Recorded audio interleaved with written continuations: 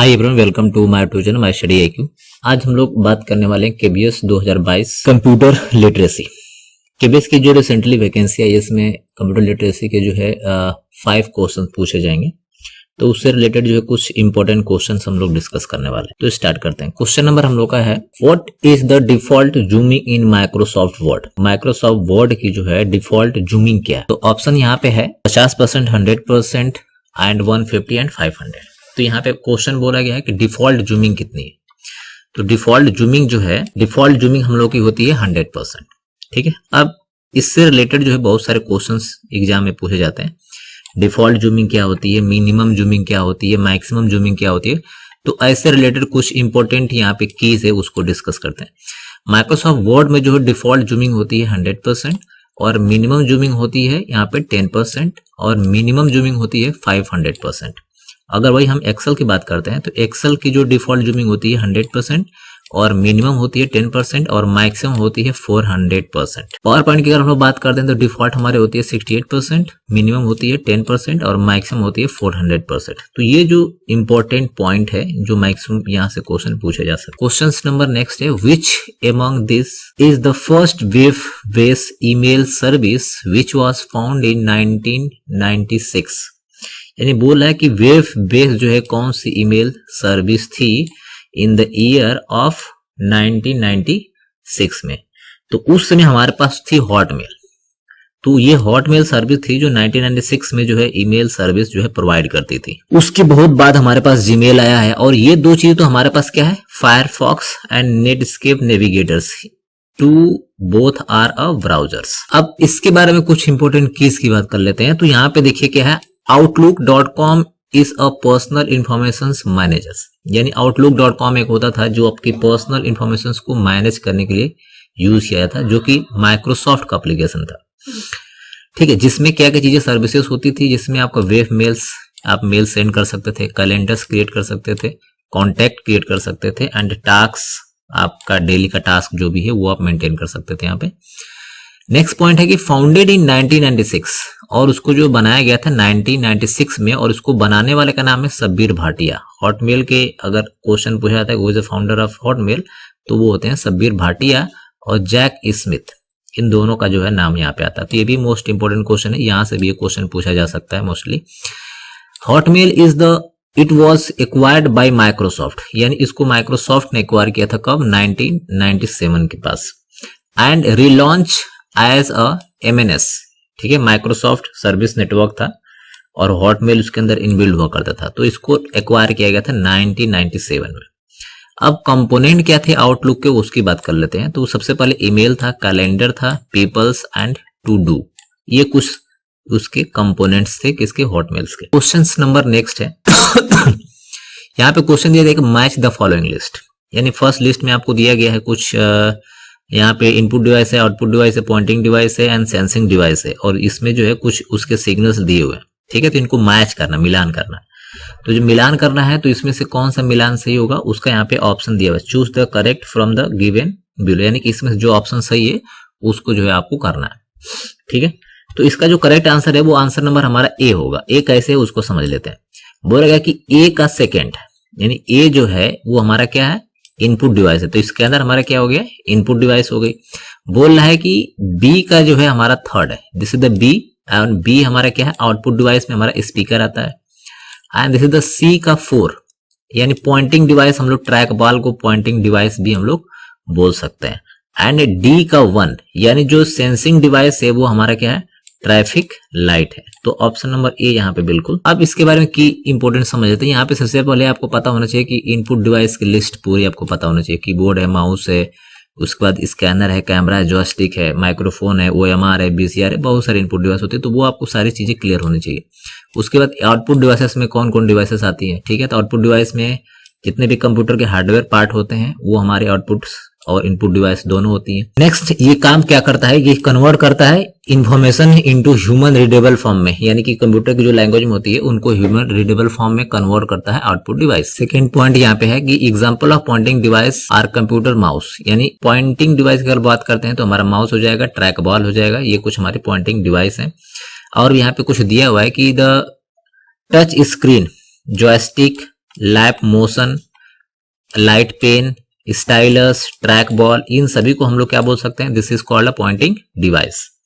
Sensing device का मतलब ये होता है कि inputs which do some processing and generate output, यानी कुछ प्रोसेसिंग परफॉर्म करता है, प्रोसेसिंग के बाद वो कुछ आउटपुट को जनरेट करता है, तो उसको सेंसिंग डिवाइस बोलते हैं हम लोग, जैसे रोड लाइट्स होती। Next, the simplest example of sensing is DLDR और light dependent resistors and traffic lights simulators. तो ये कुछ एग्जांपल्स हैं। नेक्स्ट क्वेश्चन की बात करते हैं। The speed of processor of a computer is measure, यानी बोल रहा है कंप्यूटर की स्पीड को हम लोग किस में मेजर करते हैं? तो उसकी स्पीड को हम लोग मेजर करते हैं गीगाहर्ट्ज में, ठीक है। इसको GZ भी लिखा जाता है, यानी गीगाहर्ट्ज में उसकी स्पीड को हम लोग मेजर करते हैं।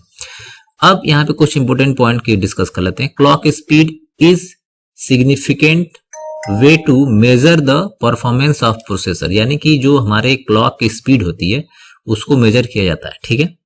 नेक्स्ट, CPU प्रोसेसर में इंस्ट्रक्शंस लो लेवल्स कैलकुलेशंस, यानी CPU जो हमारा लो लेवल में क्या करता है? कैलकुलेशंस परफॉर्म करता है, जिसको हम लोग अर्थमेटिक ऑपरेटर्स भी बोलते हैं। डिफरेंट प्रोग्राम्स एवरी सेकेंड, यानी हर सेकेंड में वो क्या करता है? वो इंस्ट्रक्शंस को कन्वर्ट करता है, चेंज करता है। The clock speed measure in number of cycle, यानी क्लॉक स्पीड क्या होती है? नंबर ऑफ साइकिल में मेजर्ड होती है। CPU एग्जीक्यूशन पर सेकेंड, यानी CPU का जो एग्जीक्यूशन होता है वो पर सेकेंड परफॉर्म होता है, किसके अंदर होता है? गीगाहर्ट्ज के अंदर। नेक्स्ट बात करते हैं, identify the incorrect pair from the given, यानी इसमें आपको जो है इनकरेक्ट पेयर को आइडेंटिफाई करना है, यानी ऐसा पेयर जो इनकरेक्ट हो। तो JPG जो ग्राफिक्स फाइल होती है, यहाँ पे TTF बोल रहा है कि कौन सी फाइल होती है? वर्ड फाइल होती है, वेब ऑडियो फाइल होती है, और ये एग्जीक्यूशन फाइल होती है। तो क्वेश्चन नंबर बोल रहा है कि आउट ऑफ पेयर है, तो ये हमारा बी होगा, क्योंकि TIFF जो है वर्ड फाइल नहीं होती। वर्ड फाइल का एक्सटेंशन होता है .doc या .docx होता है। अब यहाँ पे कुछ इंपॉर्टेंट एक्सटेंशन नेम की बात कर लेते हैं। जैसे वर्ड के अगर हम लोग देखते हैं एक्सटेंशन, तो .doc एंड .docx दोनों होता है। DOC जो होता है ये होता है हमारे पास 2001 से लेकर के और 2000 यानी विंडो ऑफिस XP तक ये हमारा था DOC, एंड .docx जो हुआ था 2007 एंड एबव वर्जन का .doc। Portable document format PDF होता है। .docx ये न्यू वाले वर्जन का, जिसको मैं भी डिस्कस कर रहे थे। PNG जो होता है पोर्टेबल नेटवर्क ग्राफिक्स, कभी कभी इसका फुल फॉर्म भी पूछ लेता है। पावर पॉइंट का होता है लेटेस्ट वर्जन का PPTX, ये हमारा एक्सेल का जो पुरानी एक्सेल स्प्रेडशीट है। PPT जो 97 से लेकर के और 2000 तक है उसका ये हमारे पास एक्सटेंशन है। नेक्स्ट बात करते हैं हम लोग MPEG यानी MP3 होगा। JPG का फुल फॉर्म पूछ लेता है, joint picture expert group. Next यहाँ पे है कि वेव फ्रॉम ऑडियो फाइल यानी कि WAV यानी ऑडियो फाइल का एक्सटेंशन है। ये हमारा एग्जीक्यूटेबल फाइल है जो विंडोज में सपोर्ट होती है। ये हमारा वीडियो फाइल है और ये GIF फाइल है। और TIFF जो होता है हमारा टैग इंडेक्स इमेज फॉर्मेट होती है, जो बेसिकली कोरल ड्रा के अंदर जो है सपोर्ट होती है। नेक्स्ट क्वेश्चन है, अ type of memory that hold the computer startup routine, यानी बोल रहा है कि ऐसी कौन सी मेमोरी है जो होल्ड करती है कंप्यूटर की स्टार्टअप प्रोसीजर को, यानी ये हमारा होल्ड करती है रोम के अंदर। जो हमारा CPU ऑन होता है तो सारे जो डेटा होते हैं वो रैम से स्टैक्ड होते हैं, यानी कि यूज किया जाता है। यानी रोम का आपको यहाँ पे बेसिकली फुल फॉर्म भी पता होना चाहिए, ठीक है। Read only memory. रैम का आपको फुल फॉर्म पता होना चाहिए, random access memory. DRAM dynamic random access memory, ठीक है। उसके बाद कैश मेमोरी क्या होती है, उसके टाइप्स क्या होते हैं, ये सब आपको पता होना चाहिए। यहाँ पे कुछ पॉइंट देख लेते हैं हम लोग। रैम का फुल फॉर्म होता है random access memory. ROM is a storage device which use with computers and another electricals device. Next बोला है कि डेटा स्टोर इन रोम में ओनली रीड, यानी जो रोम के अंदर डेटा होता है उसको सिर्फ हम लोग रीड कर सकते हैं, उसमें राइट नहीं कर सकते। ROM is use for firmware update, यानी फर्मवेयर का मतलब जब आपका PC या लैपटॉप मैन्युफैक्चर होता है तो उसी टाइम में रोम के अंदर ये चीजें मैन्युफैक्चर कर दी जाती है कि कौन सा कोड इसके अंदर इंस्टॉल होगा। Which means it contain the basic instruction for what need happened when the computer is power on, यानी ये सबसे पहले जब पावर ऑन होगा तो क्या होगा, ये इंस्ट्रक्शंस रोम के अंदर इनबिल्ट कर दी जाती है। सेकेंड है firmware. Firm is also known as a BIOS. Firmware को हम लोग बायोस के नाम से भी जानते हैं, और बायोस का फुल फॉर्म भी आपको पता होना चाहिए, बेसिक इनपुट आउटपुट सिस्टम या बेसिक इनपुट आउटपुट सर्विसेज भी होता है। ROM is non volatile storage. Non volatile का मतलब होता है कि जब पावर ऑफ होता है तो इसके डेटा हमेशा उसी के अंदर स्टोर होता है। वोलेटाइल का मतलब ये होता है कि रैम हमारे वोलेटाइल है, जैसे पावर चला गया डेटा हमेशा के लिए लॉस हो जाता है। रोम की बात करते हैं। रोम जो है हमारा लोकेटेड होता है बायोस चिप के अंदर, ठीक है, जो प्लग इन होता है किसके अंदर, मदरबोर्ड के अंदर। ROM play a critical part in booting. ROM का जो सबसे इंपॉर्टेंट रोल प्ले करता है हमारे सिस्टम को बूटिंग का मतलब ऑन होने में, उसको स्टार्ट होने। क्वेश्चन नंबर नेक्स्ट की बात करते हैं। पाइथन इज अ, पाइथन क्या है? ए प्रोग्रामिंग लैंग्वेज है, ऑपरेटिंग सिस्टम है, सर्च इंजन है एंड स्नैक है। ठीक है, यहाँ पे ऑप्शन पूछ रहा है कि क्या है, ठीक है, तो ऑप्शन नंबर यहाँ पे हो जाएगा बी, यानी कि हमारी प्रोग्रामिंग लैंग्वेज हो जाएगा। अब इसके बारे में कुछ इंपॉर्टेंट पॉइंट डिस्कस करते हैं कि Python is a high level programming language है ये, ठीक है। नेक्स्ट बोल रहा है कि it is object oriented and combined with dynamic semantics. Python's encourage programs modularity and code reusability, यानी कोड रियूजेबिलिटी का मतलब एक कोड अगर हमने लिखा तो उसको रीयूज भी हम कर सकते। Python is a interpreted. Interpreted का मतलब होता है कि इसके कोड को हम लोग क्या कर सकते हैं, convert source code to the object code, ठीक है, सोर्स कोड को ऑब्जेक्ट कोड में या मशीन कोड में कन्वर्ट कर लेता है। Python is a cross platform language, मतलब इसका ये होता है कि you can run a variety of platforms. Variety of platform का अलग अलग प्लेटफॉर्म पे इसको रन करवा सकते हैं। Python is a free and open source system. ये पाइथन जो है फ्री है, ओपन सोर्स है, जो सभी के लिए available. It is two mode, इसके दो मोड है, इंटरैक्टिव मोड एंड सेकंड होता है स्क्रिप्ट मोड। नेक्स्ट क्वेश्चन की बात करते हैं। और dash is a small programs embedded inside a GIF image, यानी पूछ रहा है कि ऐसा कौन सा प्रोग्राम होता है डैश जो एम्बेडेड होता है GIF इमेज के अंदर। तो वो होता है हमारे पास वेब बग्स। वेब के बहुत सारे बग जो होते हैं GIF इमेज के अंदर स्टोर करके रख दिए जाते हैं।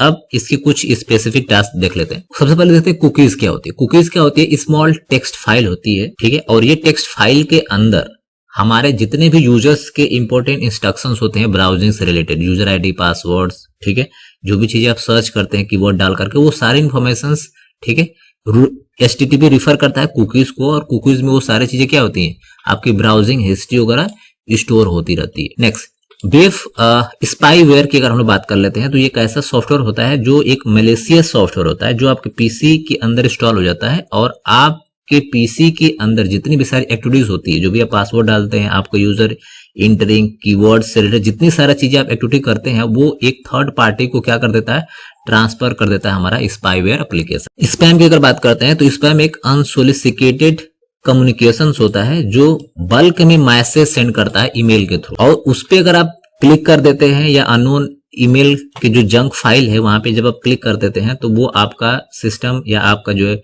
पीसी हैक हो सकता है, ठीक है। ये सेम प्रोसीजर आपके फोन में भी हो सकता है, सोशल मीडिया से रिलेटेड हो सकता है, ठीक है।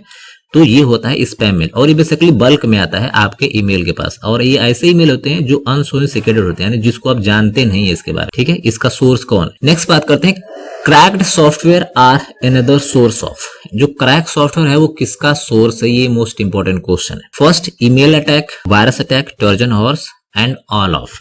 तो ये जो करेक्ट आंसर है, ये वायरस अटैक का जो है सबसे बड़ा सोर्स है, ठीक है। इससे आपका वायरस पे जो है अटैक हो सकता है। कभी कभी बोला जाता है कि आप ये क्रैक डाउनलोड करिए और आपका पीसी की जो है जेन्युइन हो जाएगा। तो उसके अंदर क्या होता है कि बहुत सारे वायरस होते हैं, आप इंस्टॉल कर दोगे, वो वायरस आपके पीसी में आ गया, अब वो जो है आपके पीसी का डेटा हो सकता है स्पाईवेयर अगर हुआ तो आपको थर्ड पार्टी को सेंड कर रहा होगा आपका पूरा इंफॉर्मेशन को। अब इसके बारे में कुछ इंपॉर्टेंट पॉइंट समझ लेते हैं। When you install crack version of software you for more में इंस्टॉल मालवेयर और टॉर्जन, यानी जब आप कोई क्रैक डाल रहे हैं इसका मतलब कि आप अपने पीसी में क्या डाल रहे हैं, मालवेयर या trojan horse malicious virus install कर, which could cost quite a actual cost of the software. यानी मतलब इसका ये भी होता है कि वो उस पर्टिकुलर सॉफ्टवेयर का एक्चुअल कॉस्ट है। जैसे मान लीजिए आपने कोरल ड्रॉ इंस्टॉल कर लिया और कोरल ड्रॉ को परचेज करने जाएंगे तो मान के चलिए कि 50,000 रुपया लगेगा लाइसेंस वर्जन। उसको अगर हमने क्रैक डाल दिया, ठीक है, तो यानी क्रैक डालने का मतलब कि हमने उसमें वायरस डाल दिया, और वो वायरस का मतलब कि वो एग्जैक्टली वो पर्टिकुलर सॉफ्टवेयर की कॉस्ट है, ठीक है। तो वो चीज आपके पीसी में वायरस यानी टॉर्जन्स इंस्टॉल हो गया, यानी आपका वो पीसी क्रैक हो गया और उस पर आप काम कर सकते हैं। वो आपको बाद में कभी हार्म भी पहुंचा सकता। नेक्स्ट, ईमेल अटैक की बात करते हैं। Email remain amount one tool of business communications, यानी ईमेल का बेसिकली जो है बिजनेस कम्युनिकेशंस में ज्यादातर यूज किया जाता है। The email network is open to practically anyone, यानी ये किसी के लिए भी ओपन है और इसमें फ्लेक्सिबल होता है किसी भी डेटा को इजिली सेंड करना, रिसीव करना। But for the all the benefits, email also can be a Victus for the serious cyber attacks, यानी ये इस साइबर अटैक्स के लिए भी एक सबसे बड़ा जो है हम लोग बोल सकते हैं कि ये बहुत सीरियस इशू होता है ईमेल्स, क्योंकि इसमें आप यूजर को आइडेंटिफाई नहीं कर पाते हैं कि ये लीगल यूजर है या इनलीगल यूजर है। जैसे आप सोशल मीडिया पे आप किसी की फोटो देख लेते हो तो आपको लगता है कि ये जेन्युइन यूजर होगा, लेकिन आप रियलिटी में उसको आइडेंटिफाई नहीं कर सकते। सेम प्रोसेस आपको यहाँ पे भी है। Social engineering attacks like fishing can cause data breaches, यानी कभी कभी क्या होता है कि आपको कोई मेल किया, आपका सीनियर समझ करके आपने उस लिंक पे क्लिक कर दिया तो आपका पीसी, उसके बाद बोला कि data breaches, malware attacks and billions of dollar in the losses for the business world wide, यानी ये बहुत इंपॉर्टेंट इशू है कि आप सोशल इंजीनियरिंग का इस्तेमाल करके जो है आपके डेटा को जो है कैप्चर कर लिया जाता है, हैक कर लिया जाता है और इससे जो है किसी बिजनेस को या किसी भी ऑर्गेनाइजेशन का बड़ा लॉस होता है इसमें, और ये मोस्ट इंपॉर्टेंट ज्यादातर ये आजकल टाइम में चल रहा है। नेक्स्ट बात करें ट्रोजन हॉर्स की।